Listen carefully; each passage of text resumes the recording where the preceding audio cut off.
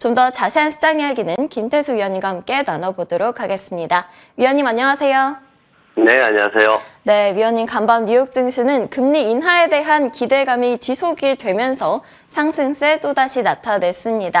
자세히 분석 부탁드립니다.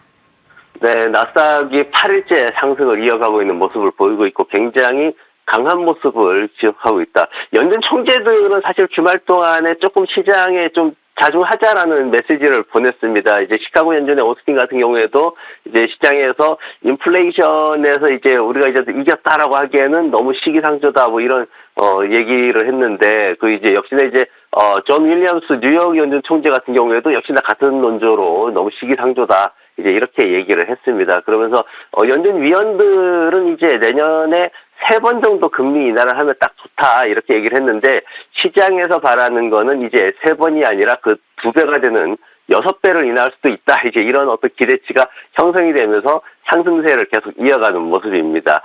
지금 이제 FOMC 쪽에서 얘기를 하는 거는 내년에 4.6%까지 한 75bp 인하가 될 거다. 이렇게 얘기를 하고 있는데 뱅크 오브 아메리카가 나서가지고 이게 한 100bp 더 떨어질 거다. 이제 이렇게 또 얘기를 해가지고 시장이 어떤 기대치를 갖다가 계속 끌어올리는 전반적으로 어떤 성장, 경기가 회복될 거다라는 기대감 그리고 인플레이션의 감소 그리고 실업률이 그래도 한 4% 아래에서 그래도 잘 버티고 있다. 이런 식으로 이제 그 근거를 들면서 시장에서 금리 인하를 좀 더 해도 충격이 덜할 것이다. 이렇게 평가를 했습니다. 다만 지금 시장에 대해 가지고 이제 얘기를 하는 게 M7 대형 기술주들 중심으로 해가지고 매수가 좀 편중되어 있는데 그 안에서도 좀 회전하고 있는 모습들이 보이고 있다. 그래가지고 지금 이제 그런 부분들이 있어가지고 상승 모멘텀이 좀 둔화된 거 아니냐 그렇게 얘기가 됐고 또 이제 다우 30 같은 경우에는 보잉이나 유나이티드 헤스나 홈디포 같은 종목들이 하락을 하면서 시장에서 좀 에너지는 좀 다 되어 가는 것 같다. 상승 에너지는 어느 정도 이제 다 돼 가는 것 같다. 이렇게 좀 평가가 또 뒤따르는 모습들이 있었습니다. 경제 지표 관련해서 이제 주택 시장 지수가 발표가 됐는데 12월 달에 37로 그동안에 4개월간의 하락세를 마치고 이제 조금 반전하는 모습 보였는데 여전히 50 미만에서 침체 국면에 있는 모습을 보이고 있고요. 그리고 10년 만기 부채 수익률 같은 경우에는 이제 4% 아래로 떨어졌죠. 그러면서 지금 소폭 상승했지만 그래도 3.95% 수준에서 좀 드러나드는 그런 모습을 보였습니다.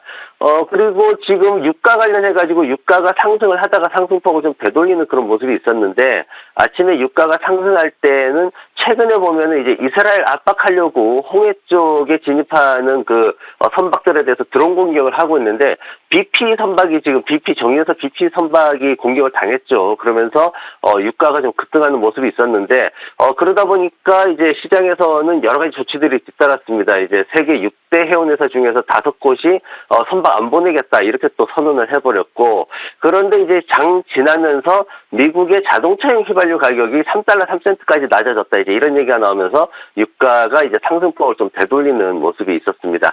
오늘 밤에는 페덱스가 순이익이 조금 개선된 것으로 그렇게 예정이 되어 있고요. 그리고 내일은 마이크론 그리고 모레는 나이키가 실적 발표를 앞두고 있습니다. 그리고 금요일 날 소폭 증가할 것으로 예상이 되는데 개인 소비 지출 물가 지수가 발표를 앞두고 있기 때문에 이 부분도 좀 집중적으로 봐야 될 것 같습니다. 네, 그렇다면 간밤 이슈들 헤드라인들 통해서 확인해 보겠습니다. 첫 번째 헤드라인부터 보겠습니다. 골드만삭스가요, 2024년 S&P 500을 상향했다라는 소식입니다. 금리 인하 기대감 때문인가요? 네, 그렇습니다. 시장에 기대감들이 넘쳐나고 있는 그런 상황들을 보이고 있는데 골드만삭스라는 대형 회사에서 목표가 자체를 상향 조정했습니다. 당초에 예상했던 것보다 인플레이션이 잘 하락했다라는 거 하고 그리고 연준이 비둘기파적으로 방향을 좀 전환하고 있다라는 것, 채권 수익률이 계속 하락하고 있다라는 거 이런 부분들을 통해 가지고 2024년도에 5,100포인트까지 도달할 것이다. 불과 한 달 전에는 이게 4,700포인트였거든요. 그러면서 갑자기 이제 400포인트나 올리는 이런 모습이 있었고 여기에 이제 뱅크 아메리카 역시도 지금 보면은 내년 3월 달에 금리 인하 시키면서 빠르게 금리가 떨어지면 더 올라갈 것이다. 이렇게 또 기대감을 덧붙였습니다. 그러면서 시장에서 이제 CME 페드워치 같은 경우에는 3월 달에 금리 인하 가능성을 75%까지 잡으면서 지난주보다도 10%포인트나 더 올려서 잡는 이런 상황들이 생겼고 시장에 전반적으로 기대감들이 넘쳐나고 있는 모습을 보이고 있습니다.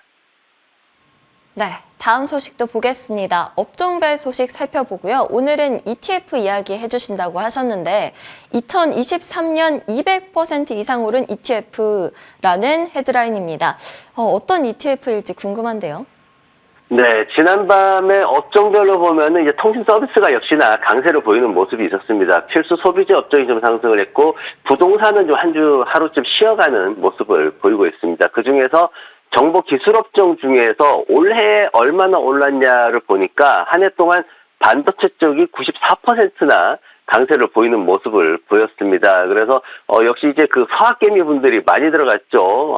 SOXL이라는 그 ETF로 굉장히 많이 들어가는 3배짜리 레버리지 걸려있는 ETF로 많이 들어갔는데 그 주식도 최근에 보면 결과적으로 많이 오르는 그런 모습들을 보였습니다. 근데 이제 시장에서 좀 주목하고 있는 게 뭐냐면은 M7 주식들이 상승을 하다 보니까 이 주식들과 관련된 ETF를 잡아야만 2024년에도 성공할 수 있다라는 그런 뉘앙스로 M7 관련된 지난 시장에서 많이 올랐던 종목들을 집중적으로 매입을 하는 그런 ETF를 중심으로 해서 레버리지가 3배씩 걸려있는 그런 상품들을 갖다 소개를 좀 했습니다. 그러면서 이제 시장에서 나온 게 제가 표를 이제 하나 간단하게 중계를 했는데 보면은 이제 CONL이라고 하는 이 ETF는 코인베이스를 가지고 있고요. 그리고 종목에 들어가 있는 이름들이 보면은 뭐가 많이 있다는 게 눈에 보입니다. 그래서 엔비디아 들어가 있는 ETF 같은 경우에는 400% 이상 상승하는 모습 보이고 테슬라 들어가 있는 것도 400% 이상 상승을 보였습니다. 그리고 메타가 들어가 있는 ETF 같은 경우에도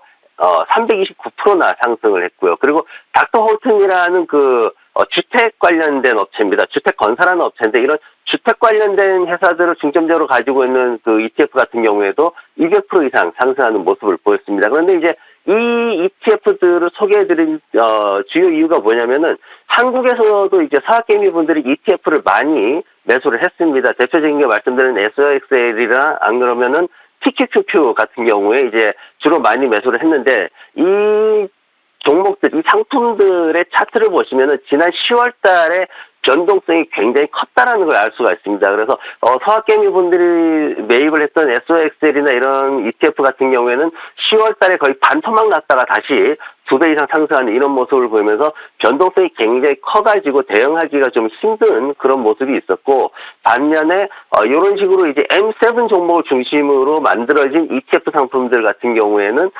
주로 이제 변동성이 크지 않고 꾸준히 올라오는 모습을 보였다 해가지고 시장에서는 M7 종목들을 중심으로 해서 ETF, 특히나 레버리지가 2배, 3배 정도 걸려있는 ETF를 매매를 할 경우에 내년에도 또 좋은 수익이 있지 않겠나 하는 관점에서 이런 발표가 있었습니다. 네, 다음 헤드라인도 확인해 보겠습니다. 애플워치 판매 중단 보도 후에 애플 주식이 하락했다라고 하는데요. 특허 침해 이슈가 있었어요.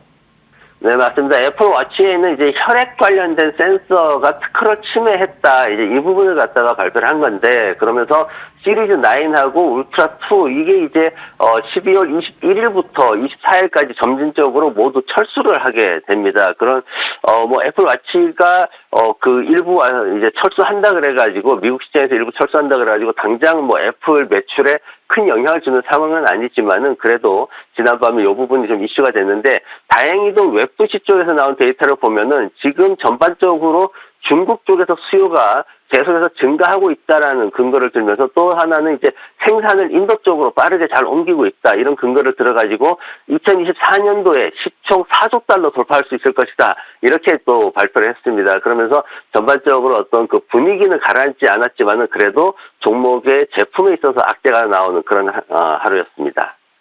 네, 다음 주제도 확인해 보겠습니다.